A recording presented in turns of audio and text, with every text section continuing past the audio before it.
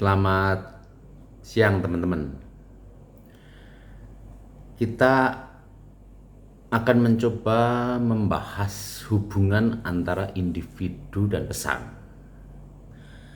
Eh, Individu atau kita sebut speaker, orang yang menyampaikan pesan, itu memiliki peran sangat besar di dalam menghasilkan sebuah proses komunikasi yang baik. Individu itu sendiri seringkali menjadi penentu apakah sebuah komunikasi itu nanti berhasil bagus atau tidak.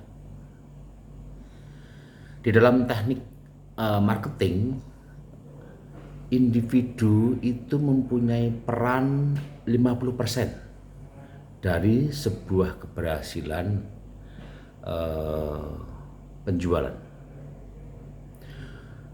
Produk itu persentasenya terkecil 20%. Lalu perusahaan atau company yang menghasilkan produk itu memiliki peran 30%. Jadi 50% untuk persentase individu itu sangat besar.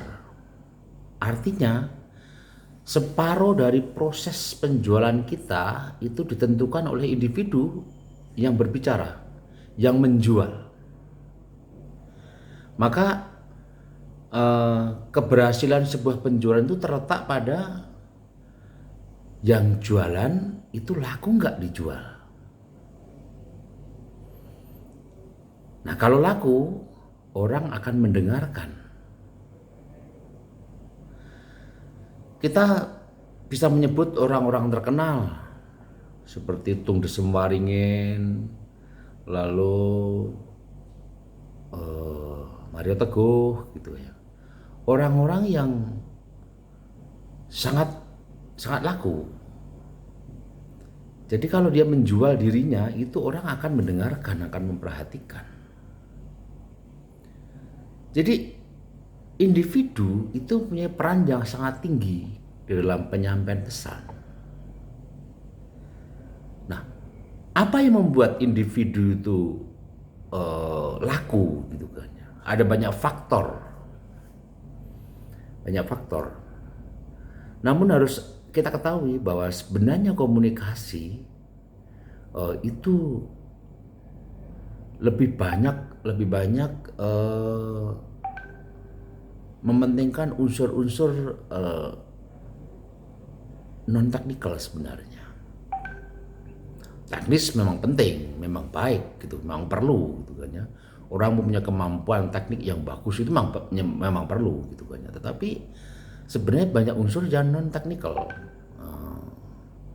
yang orang kadang-kadang tanpa teknik kemampuan komunikasi tertentu, tapi hasil komunikasinya bagus. Orang-orang yang mempunyai semacam kewibawaan, mempunyai pengaruh besar gitu kan ya, dia kadang-kadang kan tidak punya kemampuan komunikasi yang bagus gitu kan ya. Nah, tapi kadang-kadang karena dirinya itu menjual gitu kan ya, maka seomong-omongannya itu payu gitu kan ya. Apapun yang disampaikan itu pesannya itu didengarkan dengan baik. Kira-kira apa saja yang perlu kita lihat, perlu kita ketahui gitu aja supaya individu itu benar-benar memberi dampak besar pada proses komunikasi. Satu, itu terkait dengan namanya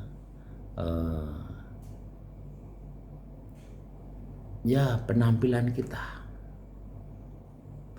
Kalau penampilan kita meyakinkan, menyenangkan, itu orang akan senang mendengarnya. Akan senang. Semua pengikut FPI itu begitu mendengar kata Habib Rizik, ya, mereka langsung pasang telinga semuanya dengan baik-baik. Gitu ya. Karena memang ada figur tertentu yang mempunyai penampilan bagi mereka, bagi pengikut FPI itu luar biasa. Nah, di dalam teknik marketing kadang-kadang orang melengkapi diri itu dengan macam-macam. Jadi kalau Anda lihat itu para sales promotion girl gitu kan ya, ataupun juga sales promotion boy gitu kan ya, mereka membuat dirinya itu semenarik mungkin. Dengan apa misalnya? Dengan menggunakan baju yang menarik gitu kan ya. Bajunya menarik, dandannya menarik gitu kan ya. Sehingga nice looking lah gitu kan ya. Dilihat itu menjadi enak gitu kan ya. Ketika sudah dari segi penampilan itu menarik, menyenangkan, orang mau lihat senang.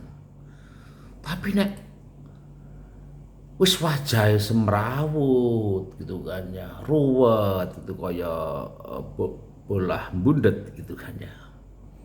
Peteng kaya mendung di malam hari itu gelap. Ya orang mau dengerin, mau lihat itu sudah gak suka. Maka kadang orang-orang marketing itu mendandani dirinya itu dengan sangat luar biasa. Bajunya bagus, karena memang itu yang dijual. Itu yang menarik. Kalau kita lihat SPG itu kan bajunya bagus-bagus, orangnya keren-keren semuanya gitu kan ya. Nah, meskipun di sisi lain itu juga kadang-kadang itu bisa menampilkan dua sisi gitu kan ya, menciptakan kepercayaan diri yang tinggi gitu ya. Di sisi lain juga sebenarnya menciptakan alienasi atau keterasingan dari antara baju, cara berpenampilan yang dikenakan dengan penghasilan yang dipunyai, seperti itu. Jadi tapi itulah sebuah cara untuk membuat orang tertarik. Kadang-kadang saya nggak habis pikir ya dengan sales rokok itu gitu kan ya, yang menggunakan baju sangat minim gitu kan ya, dan kalau melihat ada sesuatu yang tertekan di dalam dirinya yang mau melompat keluar gitu kan ya. Dan nggak ada hubungannya antara baju yang dipakai dengan rokok yang dijual, itu nggak ada hubungannya sama sekali gitu kan ya. Tetapi ya manusia gitu kan ya, imajinasinya itu yang kadang-kadang dibeli. Dengan berbaju seperti itu gitu kan ya, orang ada tertarik, wow gitu kan ya. Jadi sungguh non teknikal sama sekali seperti ini gitu kan. Jadi sesuatu yang ada dalam image-nya orang itu yang dipakai untuk menarik seseorang. Nah, tetapi pada prinsipnya saya mengatakan bahwa penampilan diri gitu kan ya, itu penting sekali. Baju bagus, lalu berpakaian rapi seperti itu, lalu wajah bersih, wangi gitu kan ya. Jadi itu menyenangkan. Jadi unsur pertama tadi adalah soal penampilan. Nah, kedua yang tidak kalah penting adalah unsur keyakinan diri. Kalau you ngomong dengan semangat, dengan bergairah gitu kan ya, orang akan mendengarkannya. Tapi kalau kamu nggak yakin dengan apa yang kamu omongkan, bagaimana orang akan mendengarkannya? Orang nggak, dia aja yang jual, dia aja yang ngomong nggak yakin. Nah, maka keyakinan diri itu penting. Keyakinan diri itu bukan diperoleh karena kita mempunyai sesuatu, karena kita itu kaya, karena kita itu ganteng, karena kita itu cakep, karena kita itu macam-macam. Sisi-sisi positif seperti itu. Nggak harus seperti itu. Lalu kasihan dong kalau ukuran dari sebuah kepercayaan diri itu sifatnya material seperti itu. Yang namanya kaya, yang namanya ganteng. Kasihan dong Kasihan dong orang-orang yang wajahnya maaf ya sangat bagus untuk dilukis gitu kan ya. Tapi di foto nggak bagus gitu. Kasihan orang-orang seperti itu gitu. Maaf dong dengan orang-orang yang miskin, yang nggak punya baju bagus gitu, nggak punya kendaraan bagus gitu kan. Memang hal-hal seperti itu kadang-kadang bagi orang-orang tertentu menjadi bagian dari meningkatkan kepercayaan diri. Tapi sebenarnya kepercayaan diri itu tidak harus bertumpu dari situ. Banyak faktor lainnya yang bisa membuat orang percaya diri. Integritas, ya misalnya kejujuran. Orang jadi jujur, jadi percaya diri karena dia jujur. Orang percaya diri karena dia orang baik. Orang percaya diri karena dia orang yang sangat beriman gitu. Jadi banyak unsur.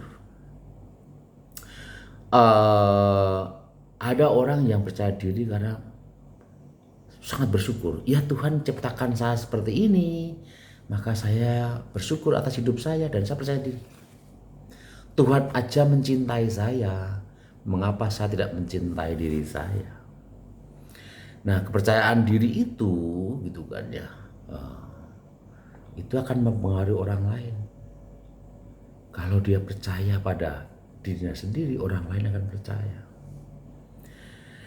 Bagaimana kamu akan menenangkan orang kalau kamu sendiri nggak tenang? Bagaimana kamu mau mendamaikan orang kalau kamu sendiri tidak damai? Itu sangat sulit. Nah, seringkali kita ngomong soal yang namanya being dan doing gitu ya. Antara apa ya istilahnya berada keberadaan saya, being saya gitu kan ya. Maaf sebentar saya mau buka tulisan saya.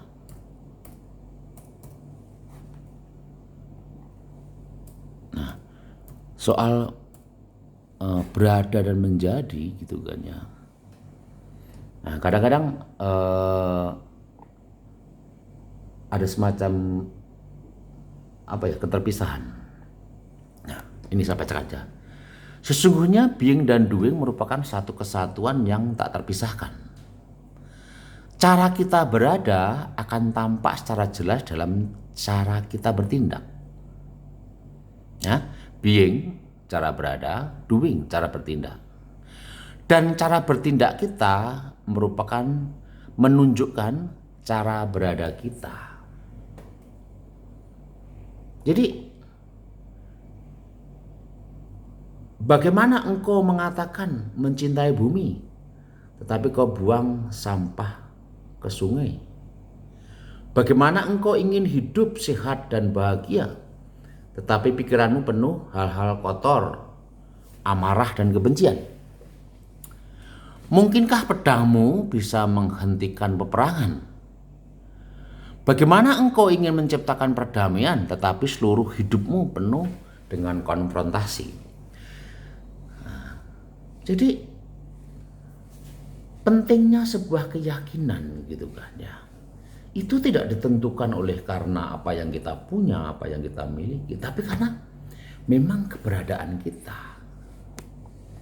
Nah, integritas,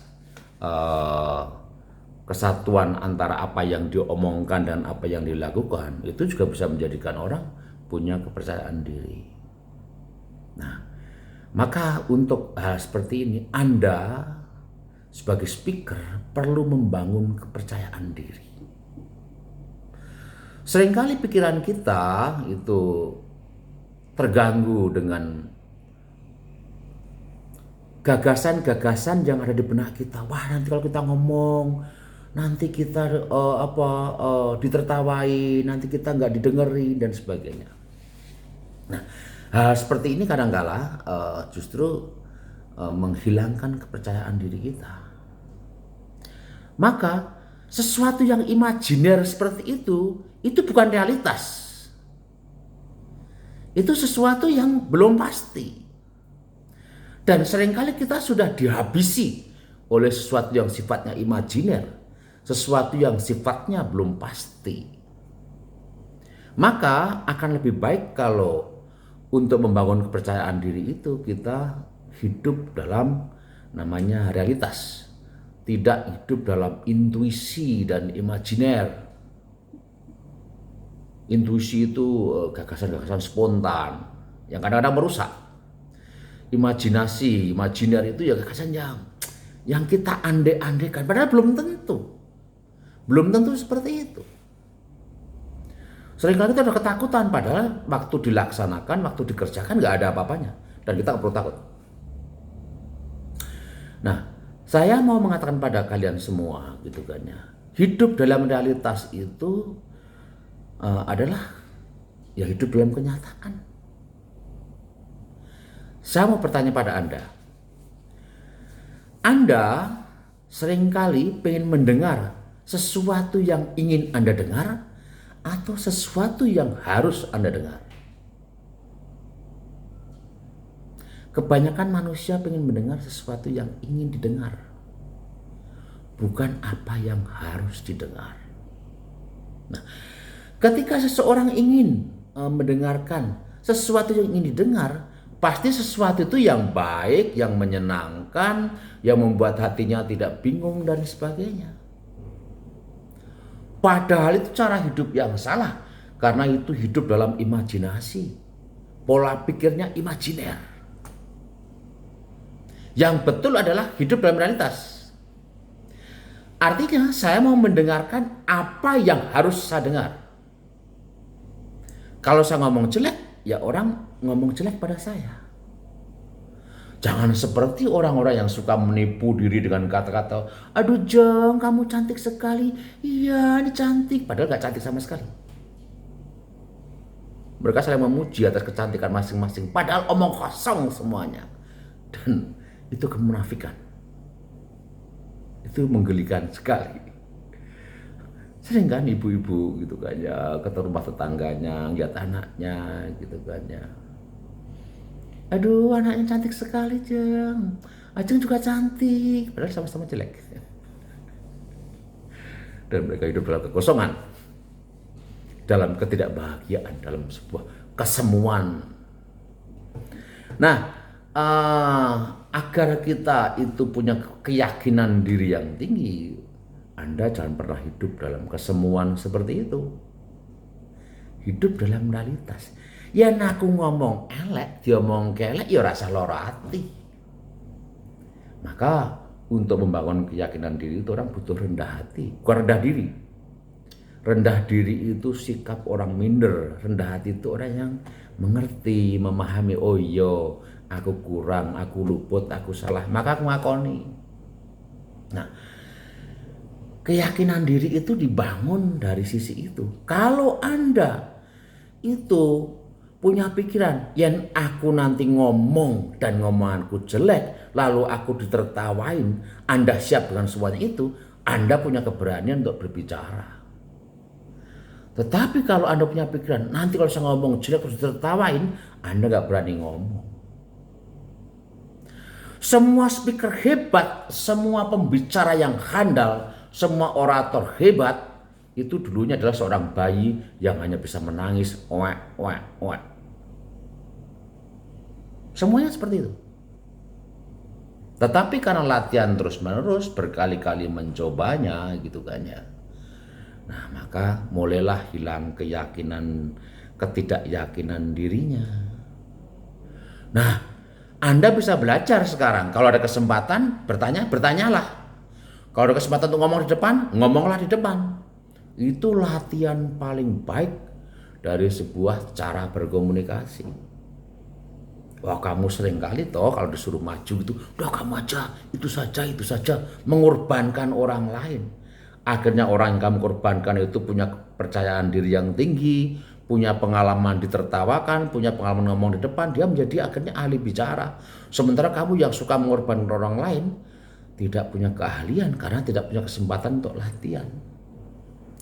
Latihan terbaik dari teknik berkomunikasi ini adalah hidupmu sehari-hari. Caramu ngomong dengan instruktur, caramu ngomong dengan orang lain itu. Nah, jadi faktor kedua adalah keyakinan diri. Ketiga, yang perlu Anda perhatikan juga, diksi. Diksi itu penting. Kata-kata itu penting. Memilih diksi yang tepat. Ada kalanya kalau kita gojekan, ya gunakanlah diksi-diksi yang gojekan. Jangan serius terus. Tetapi ketika Anda sedang dalam situasi yang sangat serius gitu kan, gunakan diksi itu.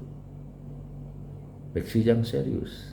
Ketika Anda sedang dalam situasi yang sangat mendalam, gunakan diksi yang mendalam. Jangan ngomong yang vulgar-vulgar. Nah, kata-kata itu penting. Merangkai kata yang baik, yang tepat, yang sesuai itu penting. Dan itu hanya bisa dengan cara latihan. Apa yang kita keluarkan dari mulut kita itu sesungguhnya apa yang pernah kita telan dalam otak kita dari apa yang kita baca, kita dengarkan. Nah, kamu akan mempunyai kata-kata yang indah, diksi yang bagus kalau kamu pernah membacanya. Maka seorang orator yang hebat biasanya dia juga seorang pembaca ulung, pendengar yang ulung. Karena kamu gak bisa mencurahkan diksi-diksi yang hebat, pikiran yang hebat itu tanpa kamu memasukkannya dalam benakmu. Maka dalam konteks diksi ini memang kamu perlu belajar menggunakan bahasa yang baik. Menggunakan kalimat-kalimat yang pas. Saya pernah dimintai tolong oleh finance-nya Admi. Karena dia kesulitan menagih biaya pendidikan mahasiswa yang nunggak-nunggak terus. Terus saya diminta tolong, Pak Pras, bisa minta tolong dong, tagihin, ini anak ini belum bayar gitu kan. Lalu, oke, saya mau. Anaknya saya panggil. Halo bro, bagaimana kabarmu gitu kan ya? Baik Pak gitu kan ya. Saya bisa ketemu bapakmu nggak atau mamamu gitu kan ya. Terus datang ke Admi, Pak Pras mau bicara. Nah sementara orang finance itu dulu manggil mahasiswanya juga susah, nagih duit pembayaran pada mahasiswa. Lah mahasiswa kan tidak punya uang untuk bayar itu kan haknya, tanggung jawabnya orang tua. Tanggung jawab mahasiswa itu belajar di Admi. Jadi kalau nagih sama mahasiswa, ya itu salah, nggak bener. Nagihnya sama orang tuanya. Nah, kalau misalnya mahasiswa dijadikan sarana untuk menyampaikan pesan pada orang tua, itu betul.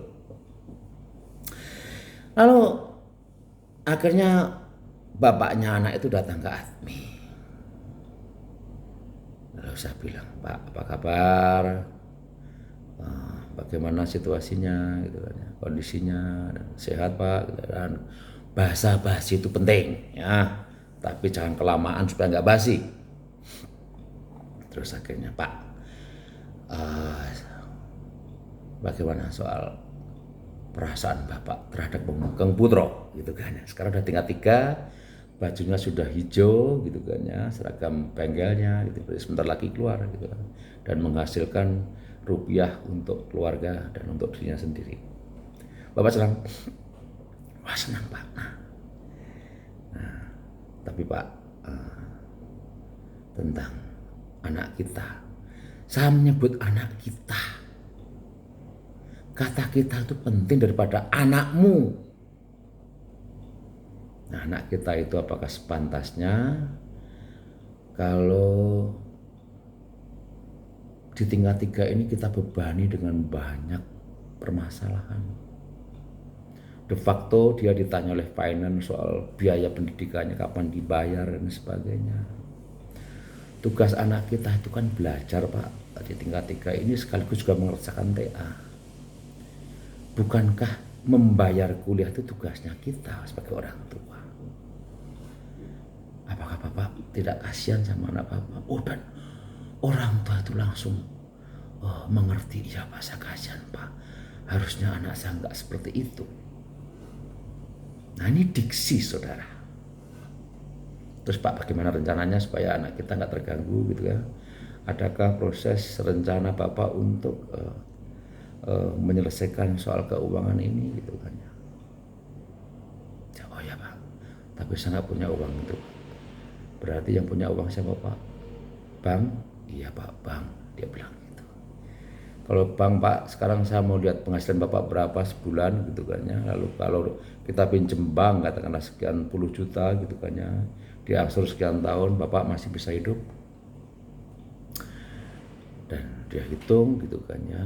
Lalu dia bilang, Pak, oke Pak, bilang sama saya begini, saya akan bayar itu nanti November, telat-telatnya Desember.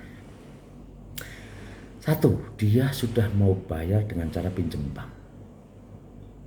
Tetapi caranya ngomong saya kritik dia. Pak, jangan ngomong begitu. Kalau Bapak ngomongkan saya bayar November, telat-telatnya Desember, pasti terlambat Bapak. Bagaimana kalau Bapak bayar November, telat-telatnya Oktober? Nah, jadi sejak Oktober Bapak harus sudah memikirkan bahwa harus membayar itu. Deal saudara. Dan sebelum Oktober pembayarannya sudah diselesaikan. Nah, ini penting, diksi itu penting. Orang tua itu tahu bahwa harus bayar, itu penting. Mereka sudah tahu. Kita nggak usah bahas terlalu dalam gitu kan. Tapi yang terpenting adalah menciptakan dalam diri orang tuanya kesadaran dan tanggung jawab bahwa harus mencari uang untuk anaknya dan tidak menggunakan uang untuk kepentingan lain. Nah, diksi. Keempat, bahasa. Saya membedakan dengan diksi gitu kan ya. Karena diksi itu pilihan kata yang tepat. Kalau bahasa yang sama adalah soal runtutnya orang ngomong. Seringkali kita ngomong itu tanpa subjek, predikat, objek, keterangan yang jelas. Ngawur terus panjang, ini subjeknya apa, predikatnya apa, objeknya apa, sehingga orang tidak jelas. Jadi ngomong apa tawang ini? Maka kalau ngomong itu perlu tidak usah kalimat yang panjang-panjang. Kalimat panjang harus ada yakin. Subjeknya tadi apa, predikatnya apa. Cukup pendek-pendek saja, Pak. Bagaimana kabarnya Bapak? Oh baik. Sehat Bapak? Sehat. Pendek-pendek gitu kan. Jadi jangan sampai audien atau teman bicara kita itu mikir mau ngomong apa sih, panjang banget, putus-putus gitu kan. Nah, perhatikan subjek, predikat, objek itu penting. Kedua, diterangkan menerangkan. Anda harus pelajari itu. Nah, diterangkan menerangkan. Ini menerangkan apa, itu diterangkan apa, dan sebagainya. Penting banget. Contoh, buku yang berwarna merah itu adalah buku saya. Buku itu diterangkan, berwarna merah itu menerangkan. Buku yang berwarna merah itu subjek adalah itu predikat. Nah, buku saya. Jadi buku siapa? Buku diterangkan, saya menerangkan, itu buku saya. Jadi jelas. Subjeknya jelas, predikatnya jelas gitu ya. Diterangkan jelas, menerangkan jelas. Mau buat kalimat panjang boleh, tapi selalu perhatikan kejelasannya. Contoh, pendidikan di ATMI, kita fokus ya subjeknya pendidikan di ATMI. Yang dijalankan dalam dua konteks model pendidikan, praktek dan teori. Nah, yang di dalamnya juga ada proses-proses pembelajaran yang menuntut kedisiplinan dan tanggung jawab, di mana ada kompen, jam minus dan sebagainya. Nah, ini kan jelas pendidikan di ATMI lalu ada keterangan dan seterusnya gitu kan. Tapi tidak dianjurkan untuk ngomong panjang-panjang. Sebaiknya ngomong tidak panjang-panjang. Ngomong cukup pendek-pendek, orang cepat menangkapnya. Bahasa itu penting. Dan bahasa itu saudara menunjukkan akal manusia.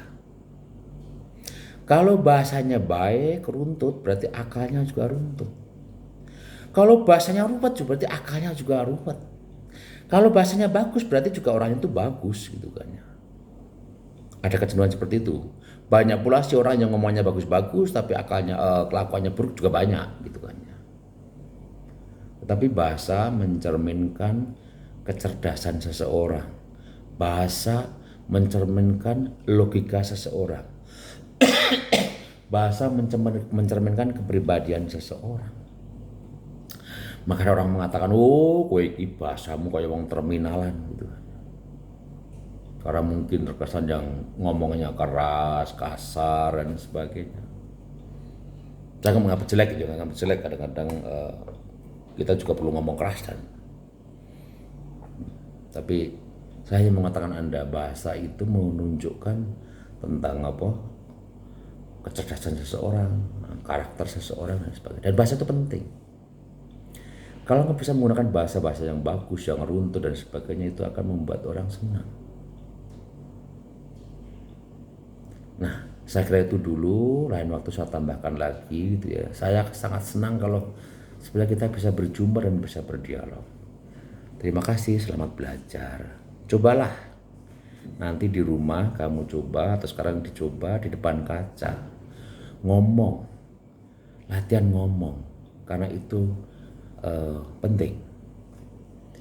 Individu itu punya peran yang penting berhubungan dengan pesan. Angkanya 50% sendiri. Banggalah dengan dirimu. Saya beri contoh ya. Contoh orang nelpon. Halo, selamat pagi, bisa bicara dengan Pak John. Nah, ini orang yang gak punya kebanggaan diri. Menutupi dirinya. Ngomong gak jelas. Bandingkan. Halo Pak, selamat pagi. Saya Pak Budi Pras. Mau bicara dengan Pak John, bisa Pak? Jelas. Saya Budi Prasojo. Kalau mau menyebut institusi boleh. Selamat pagi Pak, saya Pak Pras dari Admi Surakarta. Mau bicara dengan Pak John, bisa? Nah, seperti itu. Jadi sebuah keyakinan diri dalam individu itu sangat erat hubungannya dengan proses keberhasilan. Sebagai penutup, saya beri contoh ketika saya menghadapi kasus